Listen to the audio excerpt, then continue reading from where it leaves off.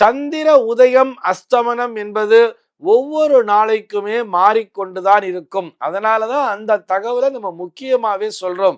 இந்த நாள்ல சந்திர உதயம் எத்தனை மணிக்கு, இன்னைக்கு சந்திர அஸ்தமனம் எத்தனை மணிக்குங்கிறது நம்ம ஒவ்வொரு நாளுமே சொல்லி கொண்டிருக்கிறோமே. இந்த வளர்பிறை தேய்பிறையை பொறுத்துத்தான் இந்த சந்திர உதய அஸ்தமனம் என்பதும் மாறுபடுகிறது.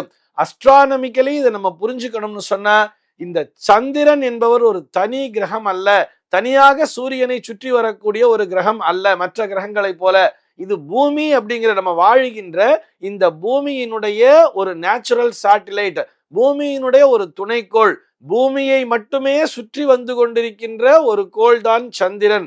பூமி சூரியனை சுற்றுவதால் இந்த சந்திரனும் இந்த பூமியோடு சேர்ந்து சுற்றி கொண்டிருக்கிறது. இந்த புவி ஈர்ப்பு விசைன்னு சொல்றோம் இல்லையா, இந்த விசையை தொண்டுதான் இந்த சந்திரனும் அந்த பூமியை மட்டுமே சுத்தி வந்துட்டு இருக்கு அப்படிங்கிறதையும் நம்ம புரிஞ்சுக்கணும். இந்த பூமியை மட்டுமே இந்த சந்திரன் சுற்றி வருவதால் சரியாக அந்த 1 மாத காலம் அப்படிங்கிறது அது பூமியை சுற்றி வர்றதுக்கு எடுத்துக்குது.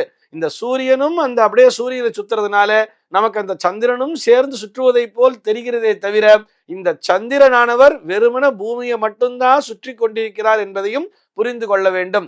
இதனை வைத்துத்தான் நமக்கு பகல் இரவு என்பதும் நடக்கிறது. பூமி தன்னைத்தானே சுற்றி கொண்டிருப்பதால் தான் நமக்கு பகல் இரவு அப்படிங்கிறது நடக்கிறதையும் நம்ம புரிஞ்சுட்டு இருப்போம். அதே மாதிரிதான் இந்த வளர்பிறை தேய்பிறை என்பதும் வந்து கொண்டிருக்கிறது.